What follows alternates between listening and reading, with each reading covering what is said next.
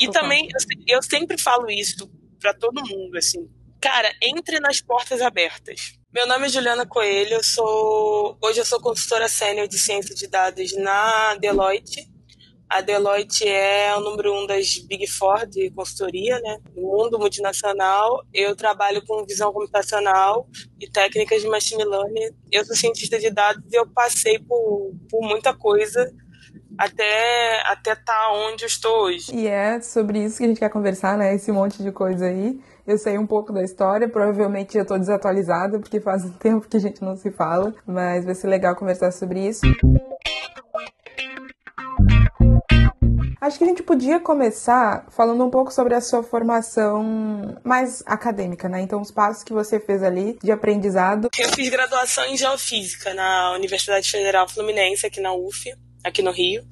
Niterói, para falar no estado do Rio, na cidade de Niterói. Na faculdade de Geofísica, quando eu fiz, ela não era muito voltada para programação. Para tecnologia, era zero voltado. Assim, eu falo que eu fiz uma matéria de programação, mas eu sempre tudo levou a fazer programação. Eu falei que a única coisa que eu aprendi na faculdade foi programar. E que eu acredito muito seja verdade. Eu entrei na faculdade e assim que eu entrei na faculdade, eu entrei de reclassificação. Na época não era o Enem, era vestibular para universidade, eles iam fazendo chamada e tinham alunos que entravam muito depois. Eu entrei muito depois. Eu entrei, já estava um mês e meio de aula. E eu peguei a disciplina de Prog 1, programação, já desse um mês e meio passado de programação. E aí eu tomei pau em programação, porque a didática era ruim.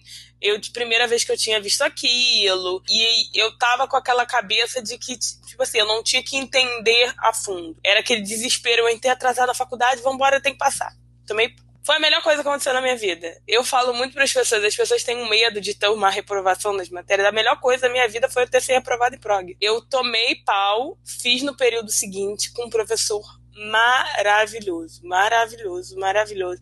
Eu queria uma vez, assim, toda vez eu penso nisso, eu fico, cara, eu vou uma vez escrever um e-mail para ele, só para falar para ele quanto que ele foi importante e a mudança que ele fez na minha vida. Esse cara, ele tinha um dom de ensinar. Então ele me ensinou programação de um jeito simples. Ele não me ensinou com código. Ele me ensinou, Juliana, vamos aprender a programar do português. Vamos entender a lógica do como funciona. E depois que eu entendi a lógica, eu me tornei uma pessoa que entende código.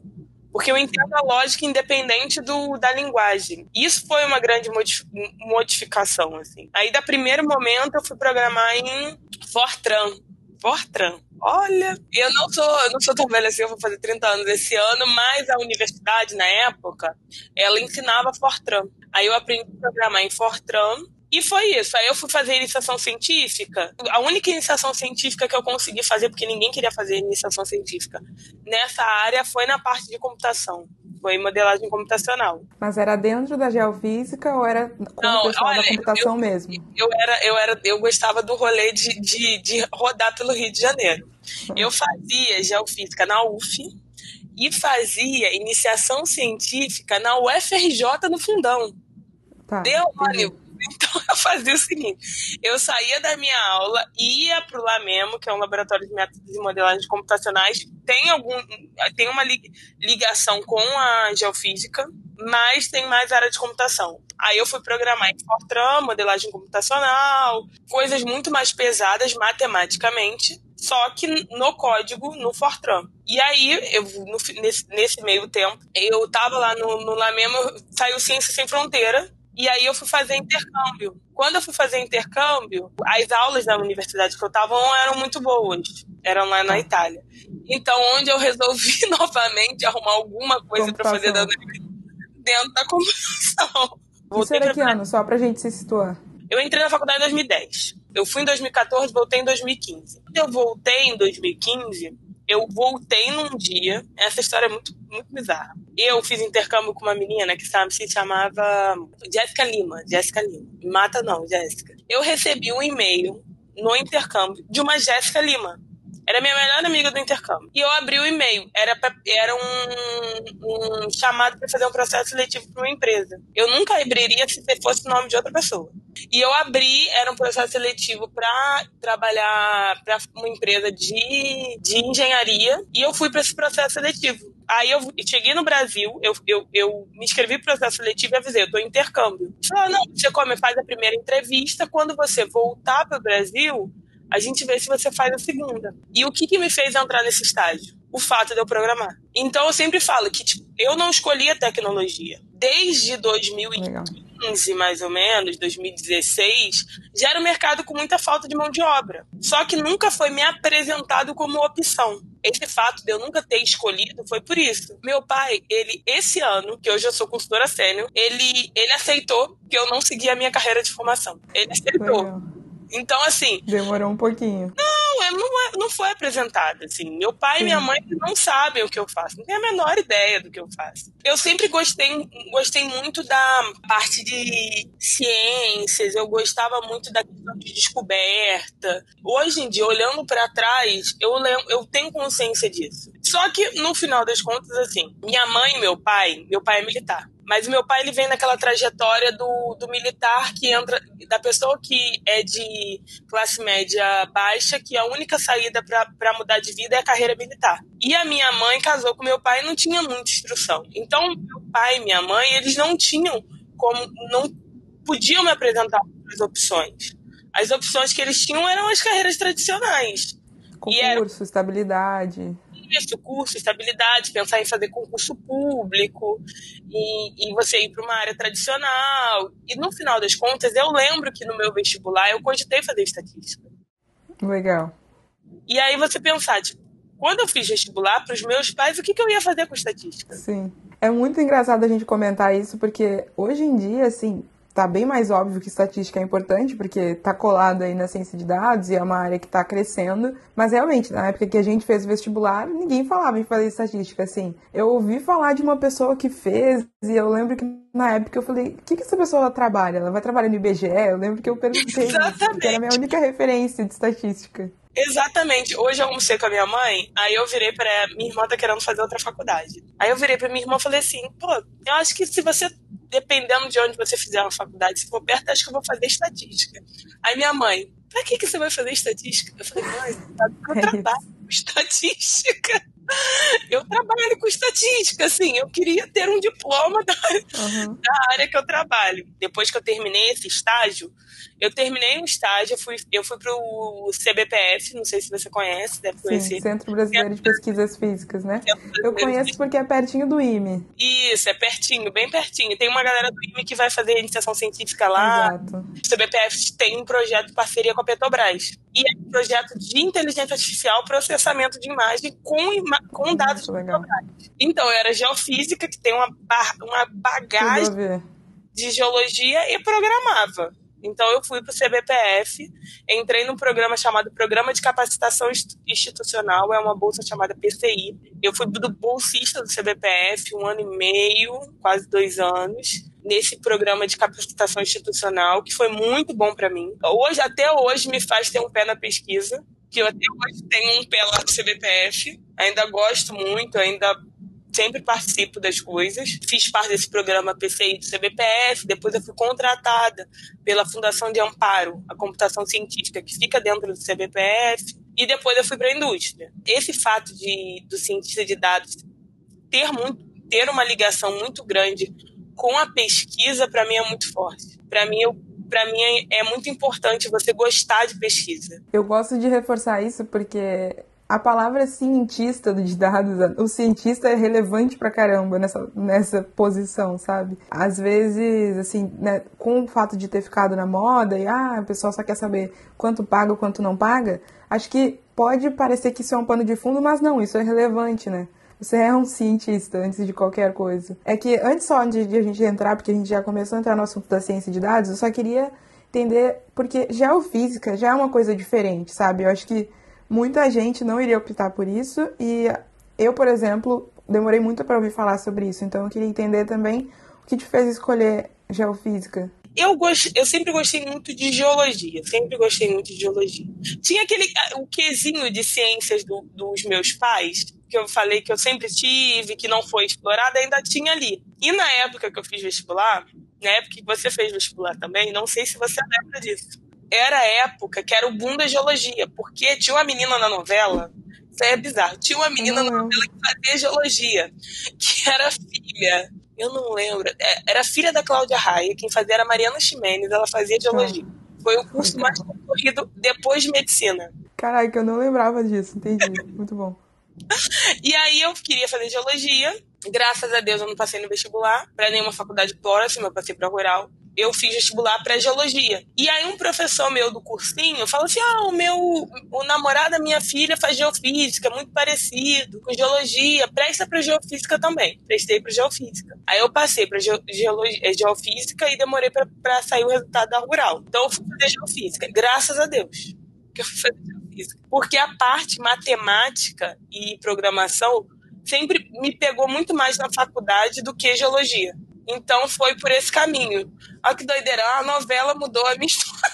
Sim, eu tava pensando nisso, porque às vezes a gente esquece do valor da comunicação, né? E eu trabalho com isso, com divulgação e falar, contar essas histórias. É por isso, porque às vezes a gente tá aqui conversando e uma pessoa vai descobrir uma coisa que não sabia, e isso vai mudar a vida dela completamente, assim, né? Sim. E quando a gente fala da Globo, é um canhão aí de comunicação, muito legal de saber. Não, e além do mais, assim, eu vi isso agora, porque, tipo, a gente sabe que é ciência de dados, a gente fala muito de ciência de dados, mas a gente é um buraquinho, né? A gente vive naquele mundinho de dados. Quando eu vi a última propaganda do Itaú, e acho que o cara fala assim, minha filha quer ser cientista de dados. Eu fiquei assim, eu falei, gente, pelo menos alguém vai ter curiosidade de procurar o que é ciência de dados. As pessoas vão pesquisar, muito legal, né? Chega pro meu pai, que até hoje não sabe o que eu faço. Ele, não, Juliana pode trabalhar no Itaú.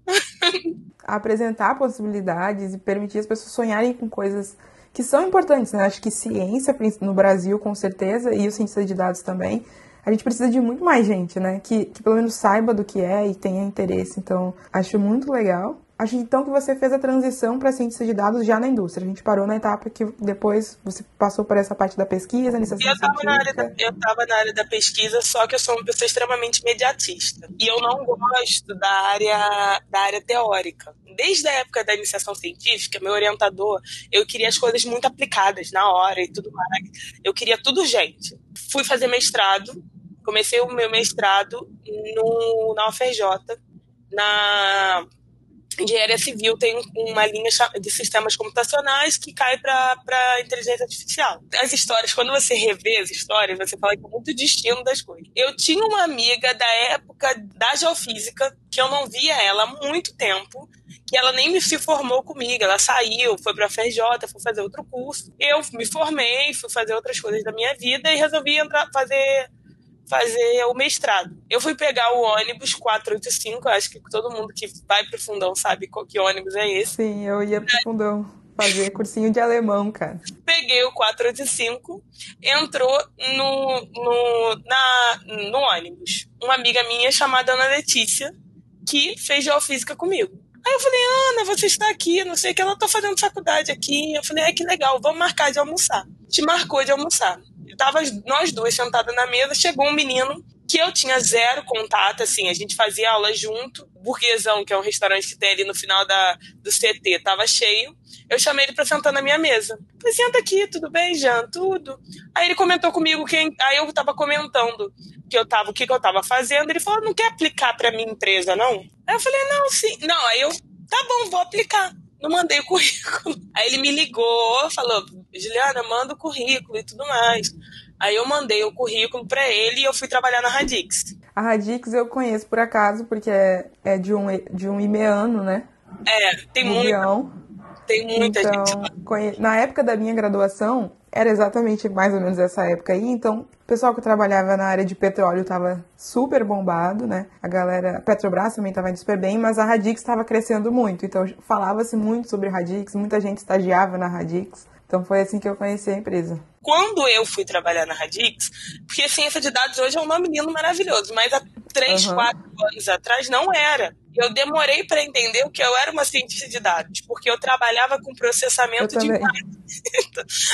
Aí eu fico assim, gente, as pessoas hoje que. Um amigo meu me mandou mensagem falando que na carteira dele de trabalho não tem esqueci cientista de dados. Eu falei, meu filho, não sabia nem o que era ciência de dados. Quando a minha carteira de trabalho foi assinada a primeira vez para fazer o que eu faço hoje, não tinha nem noção.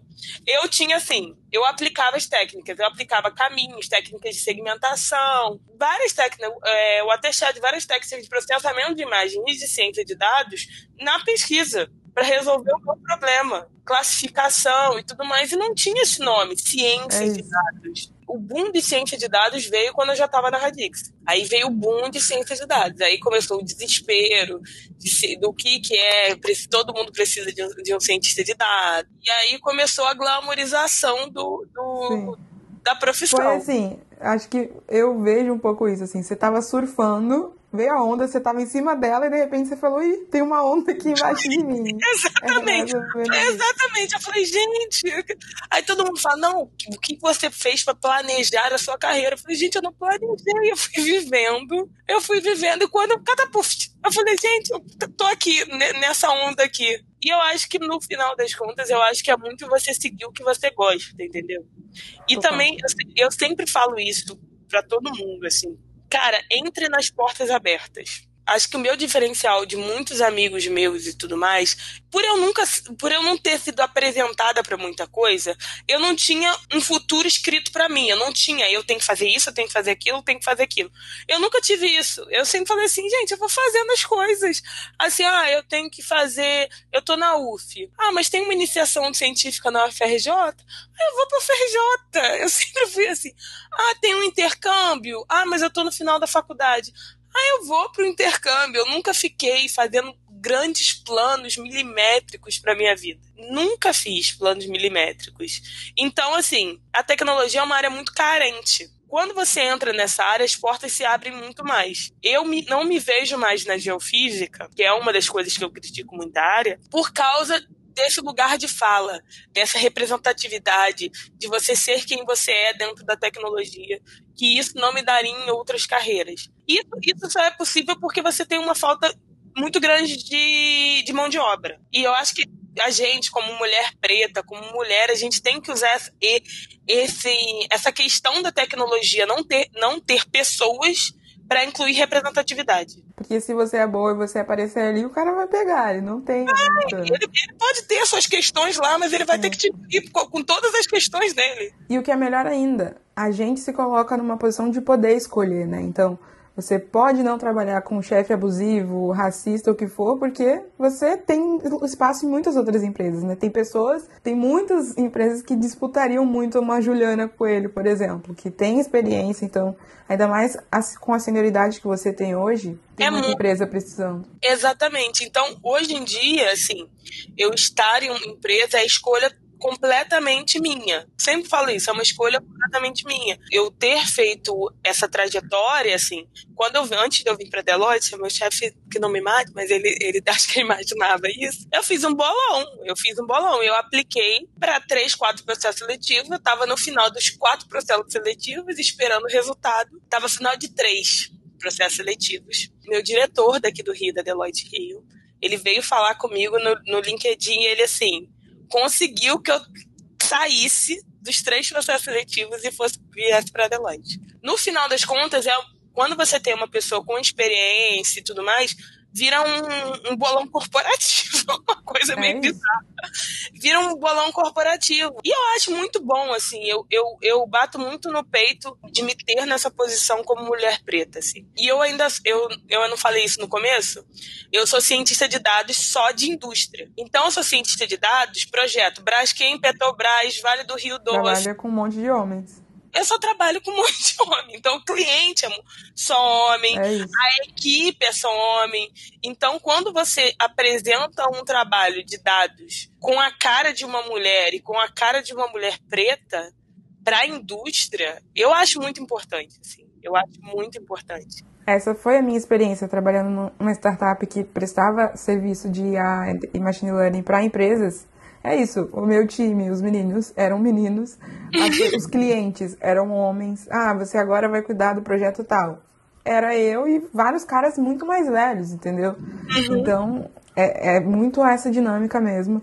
Mas é muito... É uma experiência diferente, eu acho. Você, né, vai amadurecendo e entendendo. Mas é muito legal quando a gente consegue, de fato, ser a gente ali, né? E construir aquele espaço, a forma como a gente se comunica, sem a gente ter que se adaptar a eles. Eu gosto disso, assim, para ensiná-los também a trabalhar com uma mulher, né? Sim, sim. Não, e tem agora eu tô começando a passar por outro processo, né? Porque quando eu entrei, eu era a primeira. Agora entrou uma menina na empresa hoje. Na minha equipe hoje, na verdade, na equipe o projeto que eu trabalho hoje. E ela acabou a reunião, ela mandou mensagem pra mim no Teams. Ai, eu tô super feliz que tem uma menina na equipe. Eu nunca trabalhei com uma mulher e ainda mais de visão computacional. Não, não, não, não. Ela ficou gente, eu fico imaginando, realmente, não adianta a gente ficar reclamando, reclamando, reclamando de que nada muda se a gente não faz a mudança. Então eu me enxergo como parte da mudança, assim. Agora a gente vai ter o curso do Data Afro, do PicPay agora esse mês, vou dar aula no curso Data Afro. E, no final das contas, a quem vai fazer o curso do Data Afro, que é mulher, negra e tudo mais, ela vai conseguir se enxergar em mim. Ela vai conseguir saber que ela consegue trabalhar, ser cientista de dados numa consultoria com uma trança no cabelo. E tá tudo bem. Eu queria também que a gente falasse um pouco sobre a parte da sua experiência profissional, sabe? Porque aqui eu quero falar muito com as mulheres, mas eu também quero falar um pouco, assim, da parte mais técnica mesmo, sabe? Então, como foi as suas experiências com projetos? Eu pensei em talvez você contar, assim, qual projeto que você considerou mais desafiador de ciência de dados que você trabalhou até hoje. E aí, desafiador é subjetivo, você pode escolher o motivo do desafio, mas eu queria que você compartilhasse um pouquinho, assim, dessa vivência mesmo. O meu projeto mais desafiador é o meu mestrado. Eu queria fazer ciência de dados com dados geológicos. Eu queria trabalhar com classificação de imagens do dados geológicos. Mas só que eu resolvi trabalhar com isso com um dado da Petrobras. E é um dado que ele não foi feito e realizado para ser um dado de treinamento de modelo. Então você pega toda a parte de pré-processamento pesada. Você pega a gente que faz X na imagem, pega a imagem de péssima resolução, você pega toda a parte classes completamente desbalanceadas, você vem com toda aquela bagagem de pré-processamento antes de você chegar na parte de treinamento de modelo. Então, eu gosto muito de visão computacional. E essa parte do pré-processamento, do processamento de imagem, de você saber cortar uma imagem, de você saber tirar ruído, toda essa parte de organização de dados, você retirar os dados que são ruins, você fazer uma análise prévia do seu dado para ver se ele é aceitável ou não é aceitável, resolução de imagem, piriri, pororó. Isso para mim foi muito importante. Porque no final das contas, quando você trabalha na indústria, você está naquela correria de metodologia já, ele tem que pegar tudo para ontem. Quando você trabalha com a pesquisa, e a pesquisa bruta mesmo, porque eu trabalho com classificação de lâminas petrográficas, que são pedaços de rochas, imagens de pedaços de rocha. É uma área que é zero tecnológica. Assim, é zero. Então, no final das contas, é a imagem que o povo mexe no Photoshop. Então, são coisas que são... É completamente diferente. Então, esse processo todo de construção, depois treinamento de uma rede neural profunda, definição de parâmetros, foi, assim, pesado, mas eu acho que é muito recompensa muito, assim. Recompensa muito porque eu consegui e de ponta a ponta da visão computacional. E nada como a prática, a mão no dado cru ali, para você apanhar bastante e aprender também. Aprende e no final das contas mexer muito com sair daquela coisa de scikit-learn, pandas e mexer no OpenCV, mexer em coisas assim, TensorFlow, e mexer nas coisas pesadas. Eu gosto de mexer nas coisas pesadas, assim. E no final das contas, assim, o meu mestrado, eu tenho que entregar agora, mas ele já está praticamente pronto, do final das contas. É aquilo, você fica refinando o modelo, e você muda isso aqui, você tem outro pensamento, e você faz isso, você faz aquilo, você não tem você tem prazo, mas não é aquele prazo de 1 mês, 2 meses. Então isso faz com que você use mais o teu poder, porque no final das contas, o que é o cientista de dados também vem de você investigar novas técnicas. Então, é assim, você, vou testar isso. Não deu certo. Vou testar aquilo. Não deu certo. Vou testar isso. E se cortar a imagem desse jeito? E se cortar a imagem do jeito X? E se passar um filtro antes? E se passar um filtro antes? Faz sentido passar um filtro antes, já que vai para uma rede convolucional? Não faz sentido. Vamos pensar, não sei o quê. Aí vou fazer assim, vamos testar uma rede convolucional no lugar de uma rede treinada com parâmetros de textura. Aí entra em parâmetros de Haralick, entra numa matemática pesada. Isso que é legal, assim. Eu acho que isso que é ser cientista de dados também tem muito disso. É legal você falar tudo isso, porque o Alisson aqui, no nosso caso, que é muito mais da imagem, né? Ele trabalha com computação visual, usa computacional, e é muito legal porque ele é muito da pesquisa e tem muito a ver com o fato de ele gostar de ter esse tempo, né? De amadurecer, de testar, e que no mercado você não tem, assim, em geral.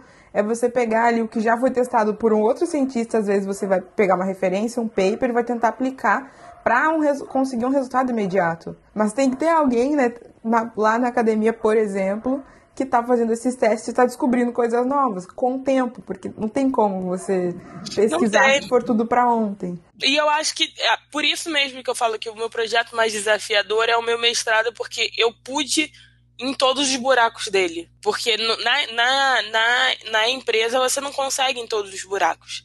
Mas eu acho também muito importante a pessoa que entra na área de ciência de dados se ver como um cientista, porque você tem que ler paper, você tem que investigar, você tem que criar hipótese, criar coisas para sair do outro lado. Não é só Ctrl+C, Ctrl+V no código, que não é assim que funciona. Mas eu acho que isso vem muito porque a gente é cientista de dados antes de saber o que é ciência de dados. Aí a gente tem um amor pela profissão, total, independente do quanto a gente ganha por ela. E eu também tive essa trajetória de ir passar no mestrado, né? E eu acho que realmente a gente tem um perfil muito parecido. Somos da mesma geração, né? Eu tenho 29, você vai fazer 30. Então a gente tem realmente uma cabeça parecida e isso é legal. Acho que o pessoal que agora, tá começando agora, né? Que já vê essa área estruturada e tem esse sonho, acho que tem também que dar esses 2 passos para trás e entender, sabe? Porque não é que você tem que querer ganhar o salário de cientista de dados e por isso você vai ser cientista de dados, sabe? Você tem que querer se tornar mesmo essa pessoa que investiga, que é curiosa, que é um cientista antes de tudo, sabe? E para se tornar um cientista tem um processo longo, vai ter bastante frustração, né? No trabalho do cientista tem isso, porque você às vezes não vai chegar no resultado, no tempo que você gostaria, da forma como você gostaria. Então, acho que tudo isso é bem relevante e é legal quando a gente tem tempo, porque a gente ganha maturidade para lidar também com isso, né? Então, a gente também fala das soft skills, tem a ver com isso. Até a própria inteligência emocional é importante para essa carreira, né? Eu vejo muito que é muito importante também nessa área de ciência de dados, focar em como você pode resolver o problema da pessoa, de você olhar para o problema da pessoa. Você não chegar com a solução pronta na sua mão e repetir aquilo 1 milhão de vezes. Não é isso o processo, sabe? E essa parte de eu gostar tanto da parte de ciência ainda, da ciência de dados, é muito engraçado, que agora eu estou num projeto que eu estou começando a parte de visão computacional do zero. Eu fico empolgada em escolher a câmera. Escolher a câmera que vai tirar a foto, pra mim já é não, porque essa câmera tem resolução X e ela faz Y e não sei o quê. Já é o barato pra mim.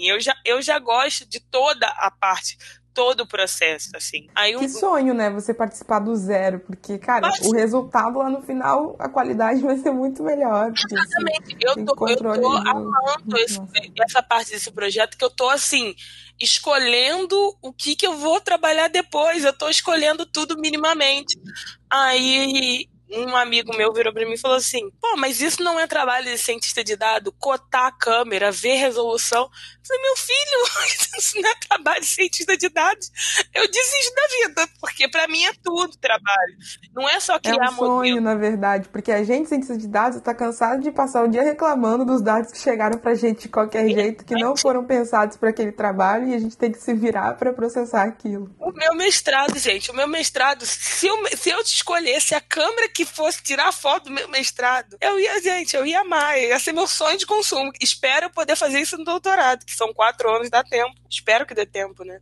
Mas, assim, todo esse processo é muito legal. E eu gosto pra caramba, assim, desse processo de você pensar na solução como um todo. Em termos de habilidades não técnicas agora, que você acha que são importantes no seu dia a dia ou para um profissional da área de dados de maneira geral, o que você acha que é mais importante ou como você acha que dá para praticar isso, se dá? Eu acho que o mais importante, atualmente, eu acho que o mais importante é saber ouvir a equipe. Eu acho que isso é muito importante, muito importante. Você saber que tem um cara júnior ali com você, que tem uma pessoa que é muito início de... Porque como o mercado está com muita falta de gente, vocês contratam uma galera com muito sem experiência, que não programa direito e tudo mais. E nessa parte, nesse momento que a gente está online, você começa a contratar um menino estagiário online, eu fico pensando que eu ia ter surtado. Então, no final das contas, é você olhar pro outro, de você entender que, cara, aquele cara assim, você tá eu sou muito agitada.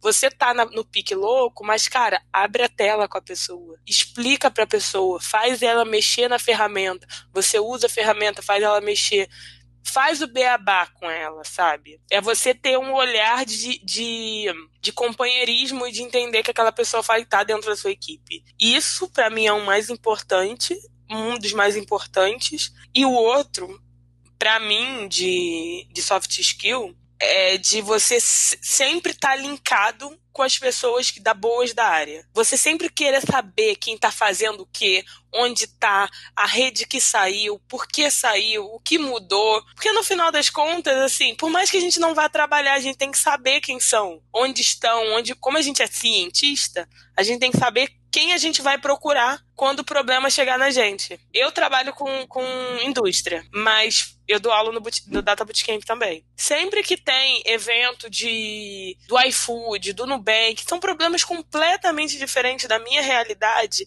eu vou lá, eu assisto, mesmo que eu vou assistir depois.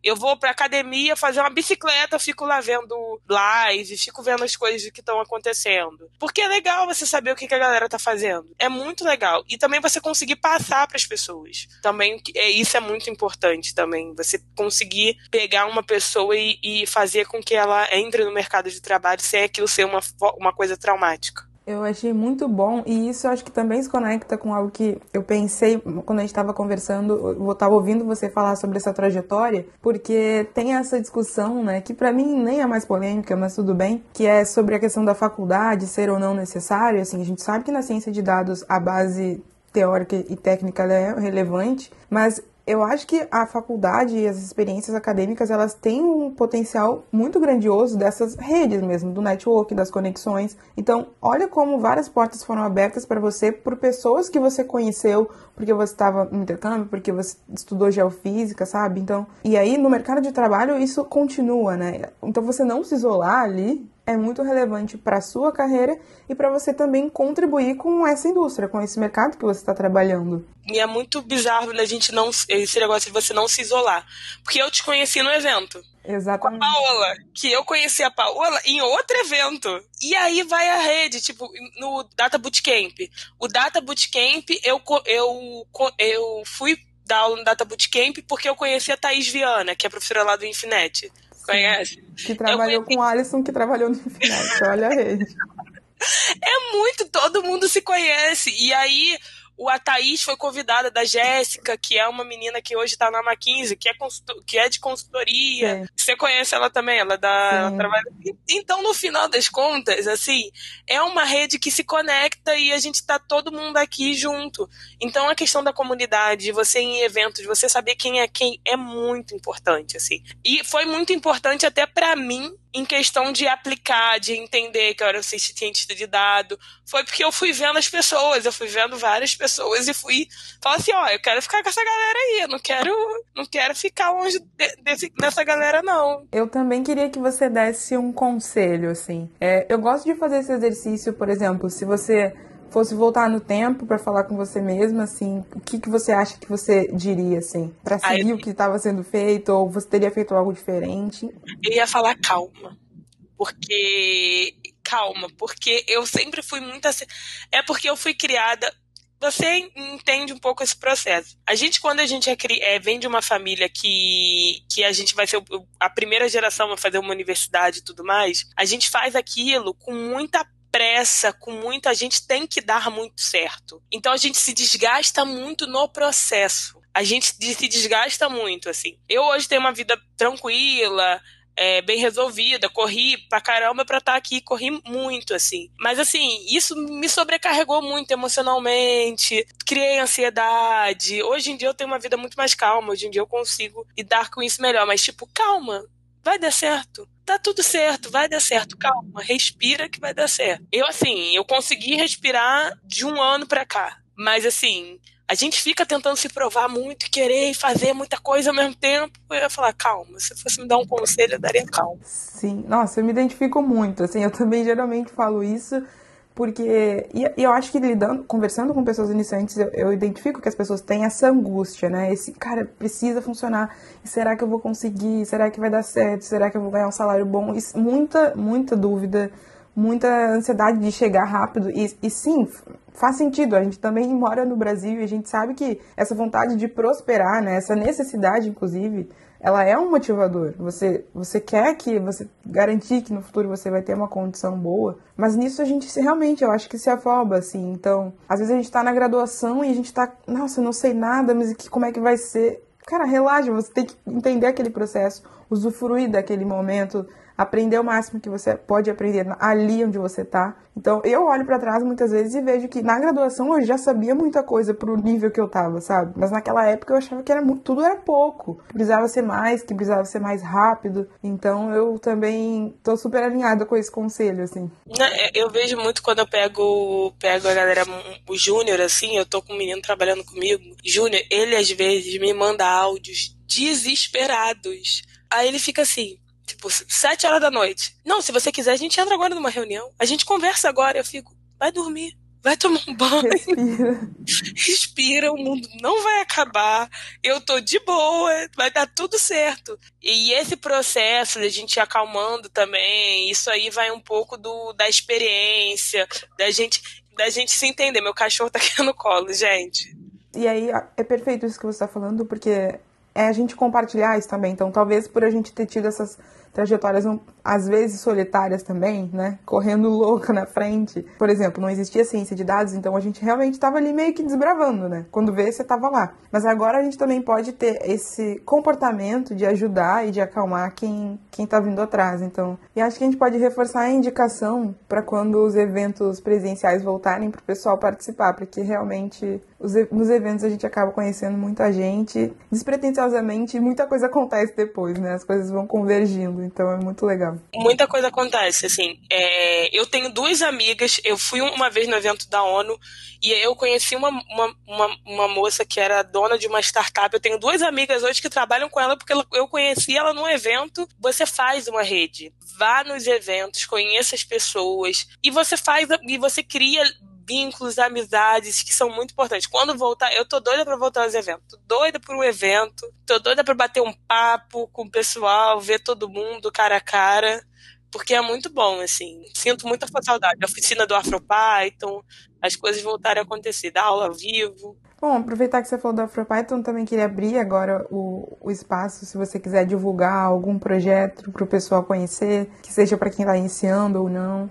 Enfim, também vou convidar o pessoal a seguir aí você nas redes sociais, né? LinkedIn, principalmente. LinkedIn, principalmente, que eu sempre compartilho as coisas, cursos, etc. O AfroPython é um projeto que ensina programação Python voltado para a população negra. Então, ele tem em vários lugares do Brasil. Ele nasceu em Porto Alegre, mas ele tem em várias cidades. Hoje, a gente tem o AfroPython Rio. A gente fez um evento presencial antes da pandemia. A gente fez uma oficina de dados online que está no YouTube, lá no YouTube do AfroPython. Além do AfroPython, a gente sempre dá aula, né?